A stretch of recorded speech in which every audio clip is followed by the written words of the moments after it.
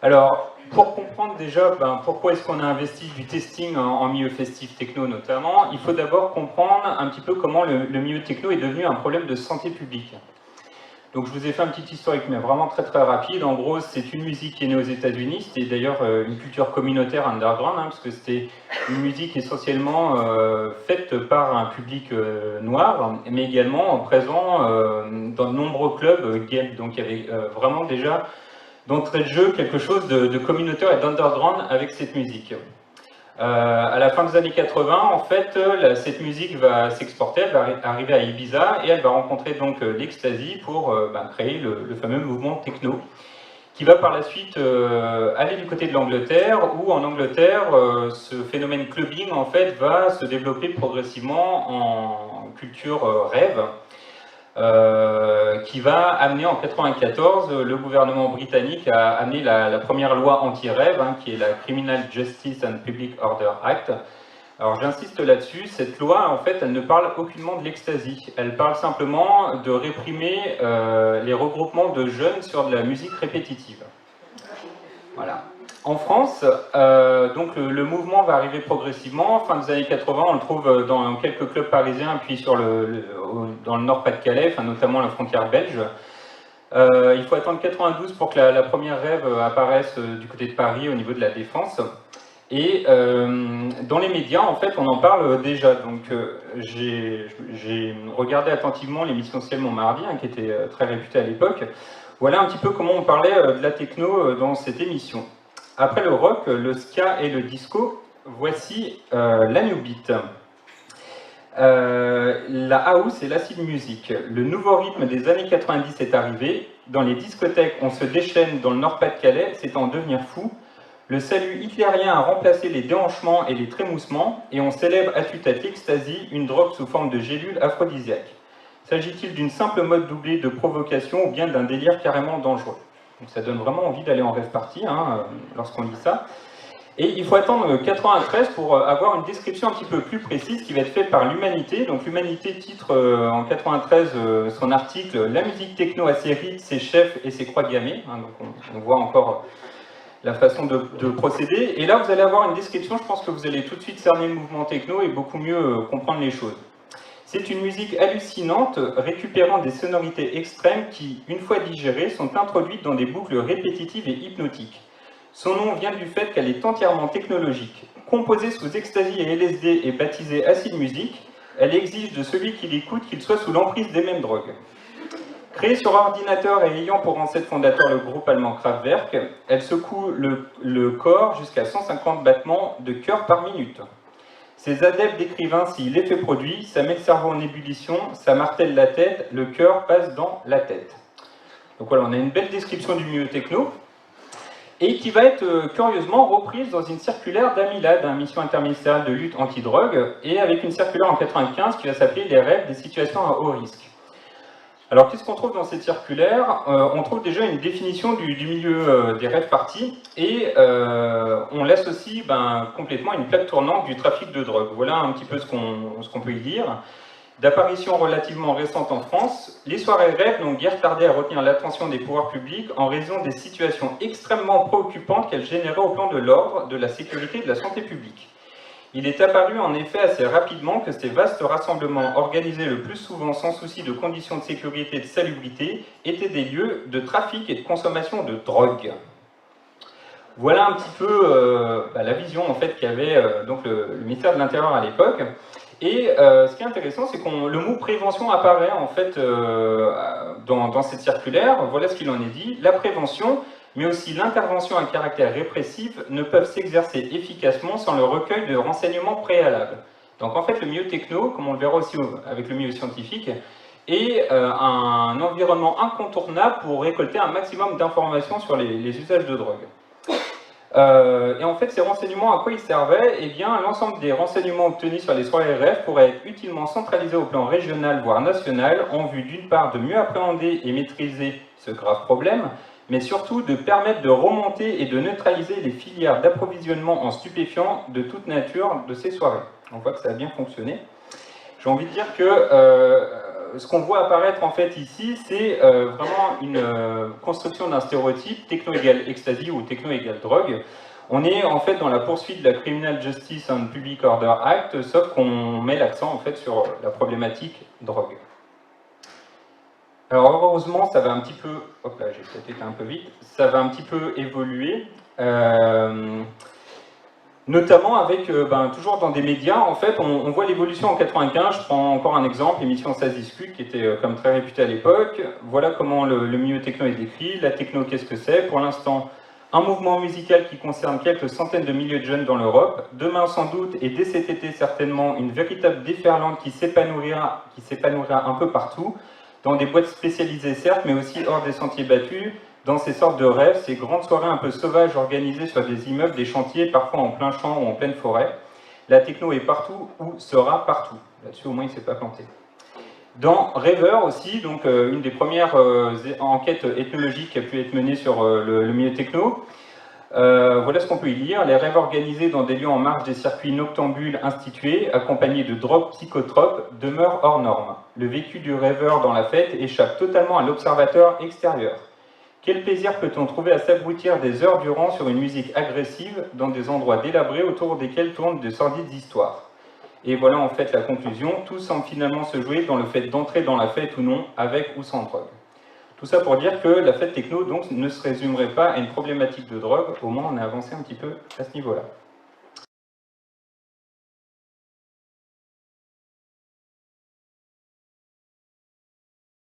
Donc le fait d'avoir un problème de drogue, forcément, on va avoir une émergence de la santé communautaire techno, qui va remettre en fait en question la prévention primaire moralisatrice, hein, le fait de dire les drogues c'est pas bien. Bon, au milieu festif techno, c'était un peu compliqué de tenir ce discours-là. Et il va y avoir donc un prolongement, enfin une volonté de prolonger la réduction des risques qui jusque-là était plutôt infectieuse, donc de l'amener plutôt sur les drogues de synthèse. Cette RDR donc, va innover, notamment à travers des flyers. Hein. Les deux premiers flyers édités par l'association Technoplus sont le flyer Ecstasy et LSD. On est très très loin du risque infectieux, avec ce que j'appelle un discours objectif, c'est-à-dire que pour une fois on présente les produits sur leurs deux versants, ce qui est recherché, et puis également les effets indésirables. Et puis également va se développer donc le chill out, hein, qui est un outil qui va par la suite permettre notamment de gérer les bad trips. La problématique en fait que va rencontrer la RDR en milieu techno, c'est déjà de se faire une place dans un milieu stéréotypé. Donc la place, elle doit être faite au niveau des organisateurs, il faut se faire accepter, mais elle doit également se faire au niveau des pouvoirs publics, et on va voir par la suite que cette RDR-là, en tout cas, est très mal reconnue, on va dire, par rapport à d'autres formes de RDR. Donc bon, les pionniers de la RDR, on pourrait citer rapidement. En 94, on a le Tipeee à Marseille, 95 Technoplus à Paris, 96, on a Spiritech à Lille, ou encore Keeps Manning à Lyon. Quel est le point commun en fait de toutes ces assos? Ce sont des usagers de la fête techno, et majoritairement ce sont des usagers récréatifs de drogue, même si toutes ne le mettent pas en avant. Ce modèle donc va se développer un petit peu partout en Europe, dans les clubs et dans les rave parties. Donc cette forme de RDR, en fait, elle remet en question la seule réponse répressive que je vous ai présentée avant, des rave parties. Alors comment en fait le testing est arrivé parmi la RDR? Donc ça se passe à l'été 97, en fait il y a les 28e rencontres du CRIPS, et là c'est assez intéressant parce qu'en fait on a plusieurs intervenants qui sont présents. On a les intervenants français représentés par Médecins du Monde et Technoplus, et puis on a également les intervenants européens. Du côté français, Médecins du Monde intervient essentiellement sur les problématiques de santé liées à l'ecstasy, donc vraiment une expertise médicale. Et Technoplus intervient plus sur le fait, annonce donc tout ce qui se fait à l'heure actuelle dans les rêves en France, mais également parle pour la première fois de l'expérimentation d'un testing sauvage. Donc il y a une connaissance du testing, mais elle est sauvage au sens où elle n'est pas reconnue. Du côté des intervenants européens, on a Crew 2000, qui est une asso de RDR en Écosse, qui donc, pareil, parle exactement des mêmes problématiques que Technoplus, et fait apparaître en fait une demande de testing de la part des rêveurs. Par contre, toujours pareil, ils n'en font pas parce que le cadre n'est pas légal. Et puis on a un autre intervenant qui est Eric Frankberg, qui vient des Pays-Bas, et lui, on va dire que c'est un petit peu le pionnier en la matière au niveau du testing. Donc il va développer ce qui va devenir par la suite le modèle français, donc une classification des produits, donc en mentionnant les logos, les couleurs, les tailles, ce genre de choses, des analyses en laboratoire, et également donc, le fameux test de Marquis qui prend place dans les rêves parties. Je voulais aussi introduire par là-dessus aussi, dans les pionniers, on peut aussi parler de Nicholas Sanders, qui a écrit le livre E comme Ecstasy, qui a beaucoup contribué en fait à promouvoir le testing et qui a créé la première base de données sur Internet via son site qui était ecstasy.org. 97, Médecins du Monde crée la mission Rêve, parce que jusque-là, il n'y avait pas de... Médecins du Monde n'allait pas encore dans les rêves parties. Donc c'est un dispositif qui va prendre place de 97 à 2010 avec 4 espaces d'intervention, un espace d'information, stand avec outils, flyers, voilà, toutes ces choses-là. Un espace bobologie, donc plutôt un volet infirmier. Un espace débat de tripage, donc sur le volet gestion des bad trips. Et puis un espace testing, donc voilà, c'est la première fois qu'on a un espace clairement identifié qui par la suite va se transformer en chromatographie sur couche mince. La mission Rêve, quand même, c'est important de le faire remarquer, c'est un petit peu grâce à elle quand même que les programmes Trent et Synthèse de l'OFDT ont pu se développer en milieu techno, parce que jusque-là, il y avait très peu d'études qui avaient pu être menées, et c'est vrai que l'action de Médecins du Monde a permis d'introduire un petit peu ce type de programme. Ça va amener également la mission Rêve une forme de professionnalisation donc des acteurs de réduction des risques, et puis je dirais aussi une forme de sanitarisation, puisqu'on a quand même des médecins qui sont présents en milieu festif, ce qui n'était pas forcément le cas avant avec les associations de santé communautaire. On est un petit peu là sur les prémices de ce que font aujourd'hui les CARUD en milieu festif. Mais il faut parler un petit peu des évolutions de l'analyse de produits chez Médecins du Monde. Donc en 97, il y a donc le testing, et le testing, comment il est conçu? Seul l'acteur de RDR peut faire du testing. L'échange donc est au cœur du dispositif, et il y a également des formations donc de testeurs, soit des intervenants chez Médecins du Monde, ou soit des partenaires. Tout ça va se poursuivre jusqu'en 2001, et en 2001 va apparaître la chromatographie sur couche mince, qui va devenir un outil complémentaire du testing. Je vous cite en fait une source de Médecins du Monde intitulée Réaction de Marquis, Trousse-Merck, CCM ou Synthèse. Quel que soit l'outil employé par les intervenants, ce qui importe, ce n'est pas la reconnaissance du produit, mais la reconnaissance des consommateurs avérés ou potentiels en tant que personnes. Et on peut également y lire « Les moyens mis en œuvre se situent dans une politique de réduction des risques, promouvant la prévention par les pairs ou usagers experts ». C'est intéressant de lire ça en 2001, de lire en fait cette chose en 2001, puisqu'en 2005, en fait, eh bien, il va y avoir ce fameux décret dont on va parler par la suite, et Médecins du Monde va abandonner le testing, mais par contre pas la chromatographie sur couche mince. En 2010, c'est intéressant aussi de remarquer que les missions Rêve s'arrêtent, mais pas la chromatographie sur couche mince. La chromato, elle a lieu en fait hors et dans la fête. On la retrouve sur certains dispositifs dans la fête, plutôt les gros événements type Technival, et on la retrouve aussi beaucoup en accueil. C'est quelque chose qui va beaucoup aussi se développer, de plus en plus dans les CARUD. Il y a donc des formations récentes de partenaires, les CARUD en première ligne, et puis depuis peu la santé communautaire et l'autosupport.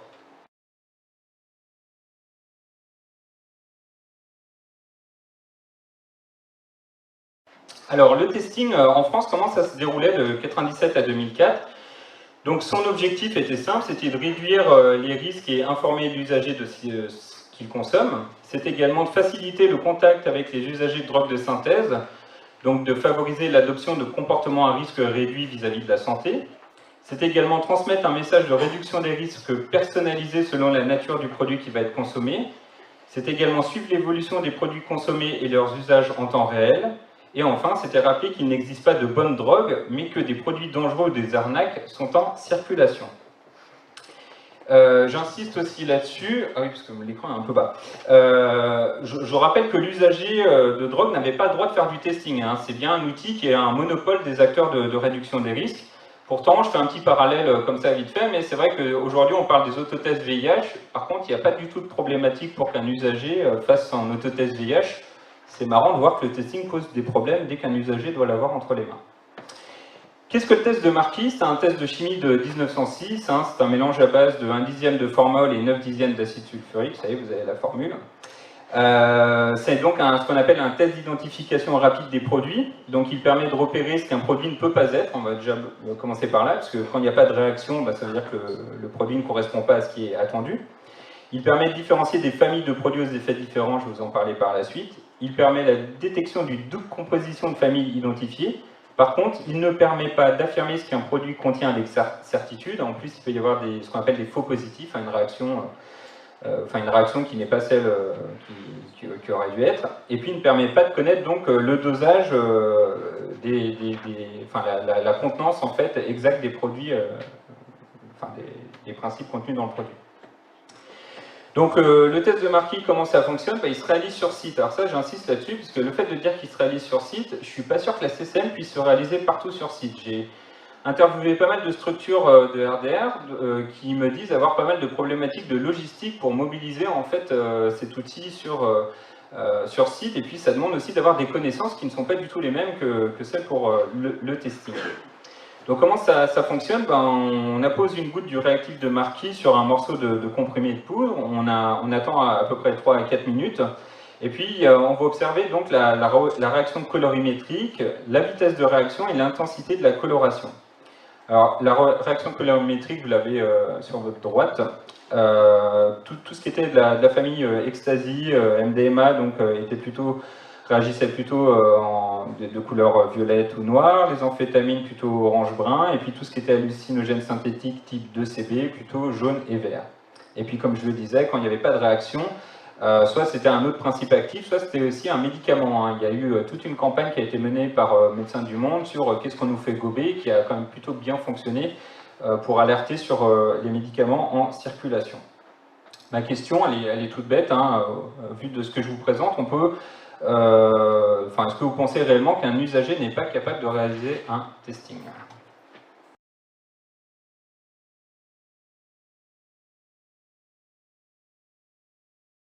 Au niveau scientifique, qu'est-ce qui se passe? On a l'INSERM en 97 qui étudie l'ecstasy et qui donne une recommandation par rapport au testing. Voilà ce qu'on peut y lire.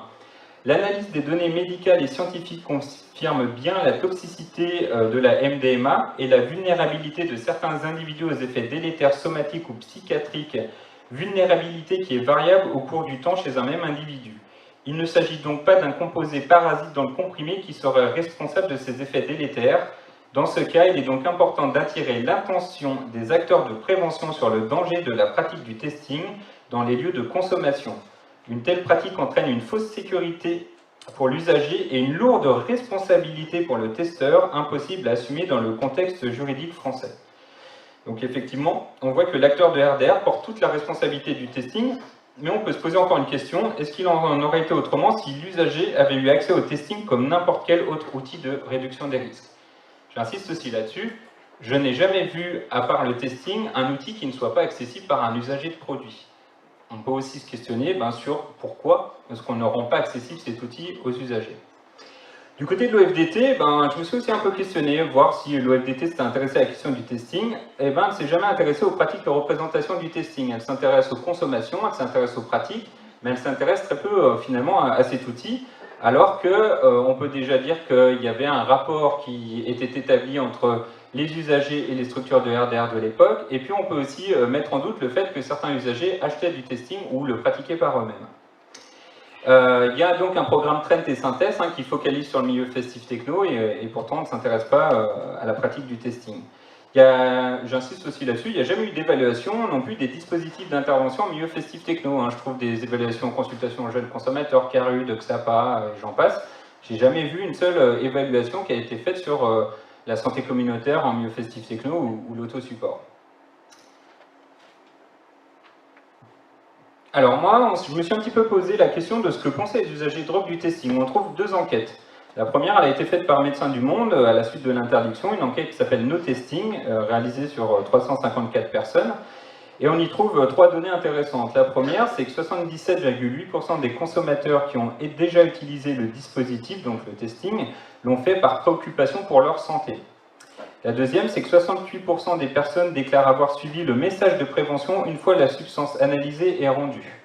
Et la troisième, et là j'attire encore plus l'attention notamment avec les nouveaux produits de synthèse, 96,3% des personnes interrogées étaient contre le retrait du testing et pensaient que la non-autorisation allait aggraver les prises de risque. En 2013, j'ai pu mener une enquête avec des structures de RDR en Rhône-Alpes, le pôle festif Rhône-Alpes, sur les drogues de synthèse et justement sur le testing. Pareil, une enquête sur 395 personnes. Et trois données qui ressortent, 24% donc des personnes interrogées 10 ans plus tard, hein, par rapport à l'enquête de MDM, avaient eu recours au testing avant 2005, donc on peut se dire que c'est plutôt la génération âgée qui avait recours. 36% savent que le testing se vend sur Internet, donc c'est comme une personne sur trois, c'est pas anodin. Et 84,7% l'utiliseraient si son statut était de nouveau légal.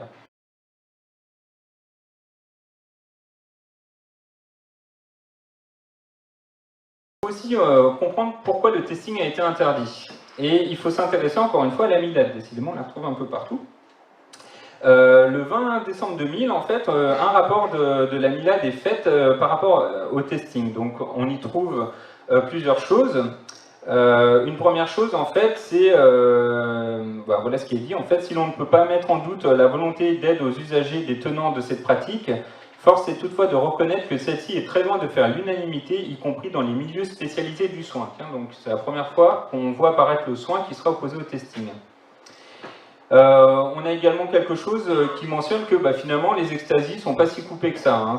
Voilà ce qui est dit. Dans la pratique, d'ailleurs, et les dernières études le montrent bien, les adjuvants sont soit banaux, soit ne sont pas susceptibles, sauf exception rare, d'entraîner une toxicité ou des conséquences notablement plus graves que l'extasie elle-même. Donc en fait, finalement, ce ne sera pas tellement opportun de faire du testing, puisque finalement tous les extasies seraient conformes aux attentes des usagers. On y retrouve exactement les recommandations de l'INSERM que je vous ai citées avant.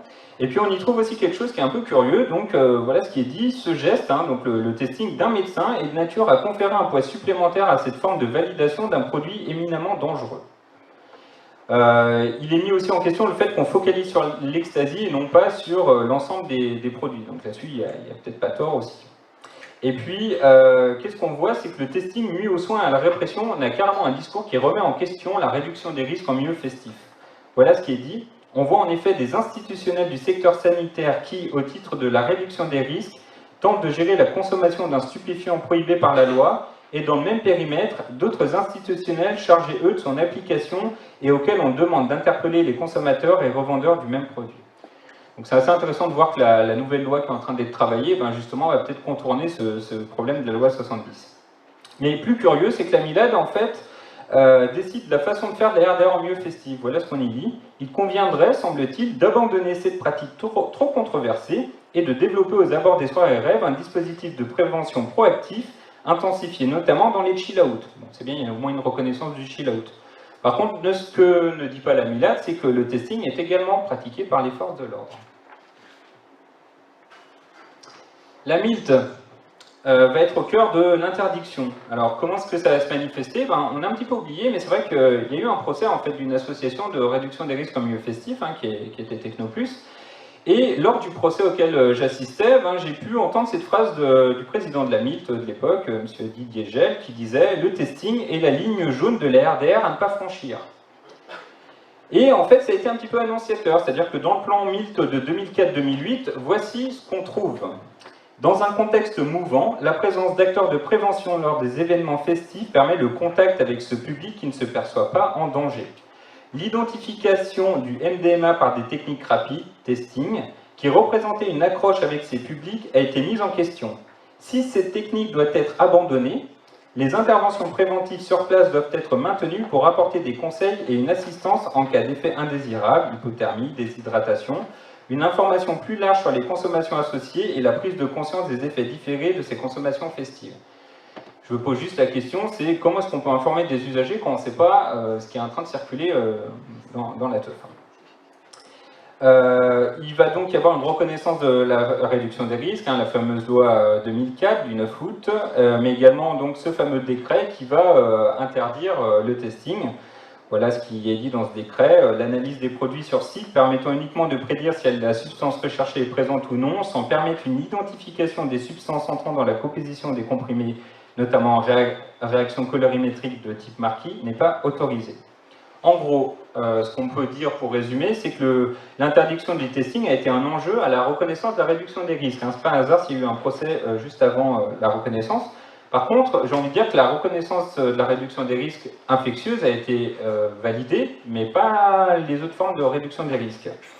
L'interdit ne s'appuie sur aucune réelle évaluation du testing. Ce qu'on peut dire, en fait, c'est peut-être que le testing gêne parce qu'il fait beaucoup référence au plaisir des drogues, contrairement au risque infectieux. Alors, toujours dans l'enquête que j'avais pu mener avec le PFRA, on avait posé aux usagers la question du si le testing était légal. Donc, la première des choses, c'est si le testing était légal, comment est-ce que les personnes l'utiliseraient? Ils sont 62,5% à nous dire que finalement, ils souhaiteraient que ce testing soit disponible en soirée. Donc on voit bien l'importance du contexte. Je prends juste à titre comparatif, ils sont seulement une personne sur trois, donc 31% et quelques, à nous dire qu'ils sont prêts à aller en dehors d'une soirée pour aller faire un testing. Donc ça, c'est quand même assez intéressant de mentionner qu'il y a quand même une recherche d'avoir un outil qui soit disponible dans le cadre de la fête. Et c'est quand même assez intéressant de voir qu'une personne sur deux est prête à acheter un kit. Ça, c'est intéressant, parce que jusque-là, on a toujours pensé le testing aux mains des acteurs de réduction des risques, mais pas aux mains des usagers. On leur a également posé la question de la fréquence d'utilisation, et on voit qu'ils sont quand même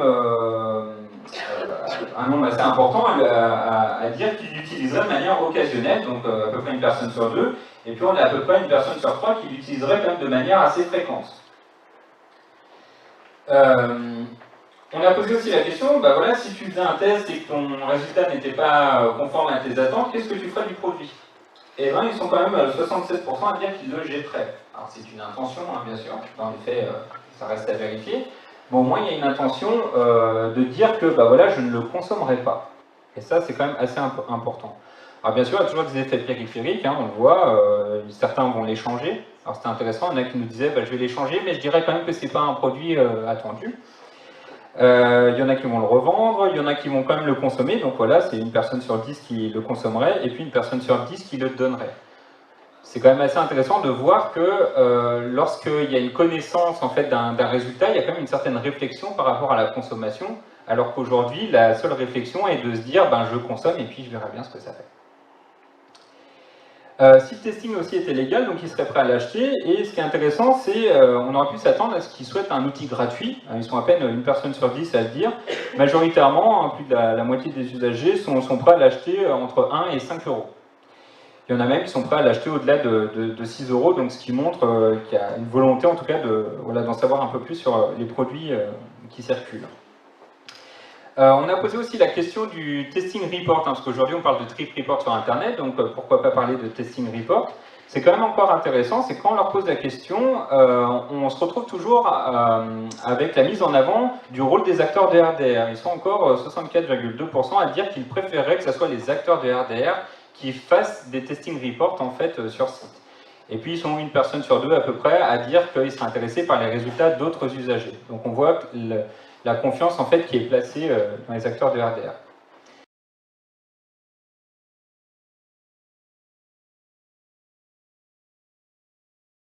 Alors, on parlait de consommation 2.0, on va aussi parler de testing 2.0, puisque le testing se vend également sur Internet. On a une marque qui est connue, qui s'appelle EZ Test, qui propose donc le fameux test de Marquis, et ce qui est intéressant, c'est que ce test ne focalise pas sur l'ecstasy. Si vous voyez à droite, en fait, c'est tout ce que le Z-Test en fait permet de tester, et on y trouve notamment des nouveaux produits de synthèse, mais aussi de l'aspirine, du sucre. Enfin voilà, on voit que le testing est allé beaucoup plus loin que la simple molécule de MDMA. Il développe ici de nombreux autres tests, vous le verrez sur la diapo d'après, donc des tests qui sont en lien avec des substances, des produits de coupe, mais également la pureté des produits. Donc on va également plus loin que la simple détection d'une molécule, on va également sur d'autres paramètres. Et puis voilà, donc les NPS sont inclus de plus en plus dans ces tests. Curieusement, on n'a aucune donnée scientifique à jour sur les modalités d'utilisation de ces kits vendus sur Internet. Ils ne datent pas d'aujourd'hui, et pourtant on trouve nulle part dans la littérature scientifique des choses par rapport à l'utilisation de ces kits. Et puis on trouve quelques sujets sur les forums d'usagers, sur Psychoactif ou Psychonautes notamment. Ce qui m'a fait sourire, c'est que j'ai trouvé un XAPA sur ce forum qui demandait s'ils pouvaient vendre des kits de testing. Voilà un petit peu les différents tests qu'on peut trouver, test d'ecstasy, kétamine, la pureté de la cocaïne, les produits de coupe de la cocaïne, la pureté de la MDMA, le LSD, enfin voilà, on voit qu'aujourd'hui on n'est plus simplement sur un test ecstasy, mais on est bien sur une panoplie complète, on va dire, de ce qu'on peut trouver sur le marché. Et je voulais finir sur le modèle américain, le modèle de DenSafe. Alors, Densafe, en fait, c'est simple, ils font du testing sur site et également ils vendent du testing. Et ce qui est intéressant avec Densafe, c'est qu'ils n'ont pas focalisé sur le testing de Marquis, mais lorsqu'ils réalisent un test, ils utilisent 4 réactifs. Le réactif de Marquis, le réactif de Mec, le réactif Mandelin et le réactif Simon. Pourquoi ils utilisent 4 réactifs? Ben, si vous prenez par exemple un usager qui vient vous voir, qui vous dit voilà, je ne sais pas si c'est de l'ecstasy, on va prendre cet exemple-là. En fait, les réactifs ont chacun leur réaction colorimétrique, et là on n'interprète non plus un seul résultat, mais 4.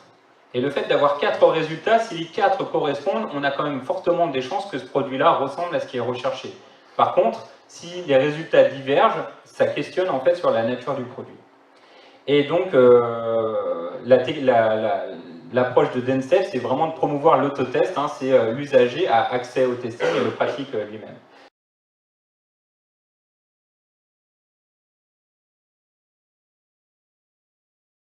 Je finirai juste sur les perspectives d'un retour du testing en France, ou en tout cas une interrogation à ce niveau-là. Je dirais qu'il est temps de réagir à l'urgence sanitaire des drogues de synthèse aujourd'hui. Le testing, c'est quand même mieux que rien. Aujourd'hui, on laisse faire, mais voilà, peut-être que ça serait pas plus mal de faire revenir le testing. Le testing répond à une analyse sur site et rapide en complémentarité de la CCM et de synthèse. Il n'est pas question en fait de dire qu'un outil est mieux que l'autre, il est plutôt important de montrer la complémentarité de ces outils-là. Le testing est un outil de réduction des risques et non pas qu'un outil de contrôle social ou de contrôle qualité. Je pense que les acteurs de réduction des risques qui l'ont expérimenté ont pu montrer l'intérêt en tout cas des échanges qui pouvaient avoir lieu et surtout de l'information qui pouvait être délivrée. Le testing aux mains des usagers préviendrait bien des bad trips et relancerait la dissonance cognitive chez les usagers. Ça veut dire tout simplement qu'à partir du moment où un usager a un résultat, ben, au moins il réfléchit. Là pour l'instant il ne réfléchit pas, il consomme, et puis après ben, vous gérez les bad trips quand ils apparaissent. Le testing aussi favoriserait donc la santé communautaire et valoriserait l'expertise des usagers de drogue, encore plus depuis l'avènement de l'RDR 2.0. On parle des testing reports, alimenter des bases de données testing, un partage d'informations. Et enfin, et ça j'insisterai là-dessus, le testing touche aussi les gobers. Lorsqu'un gober vient à un stand de réduction des risques aujourd'hui, il va lire le flyer, et puis une fois qu'il a lu le flyer, il n'a pas grand-chose en termes d'outils de réduction des risques. Donc ce serait quand même rendre équitable, ou en tout cas toucher également un public qui aujourd'hui est touché, on va dire, que par l'information ou par les discussions qu'ils peuvent avoir avec les intervenants. Merci de votre attention.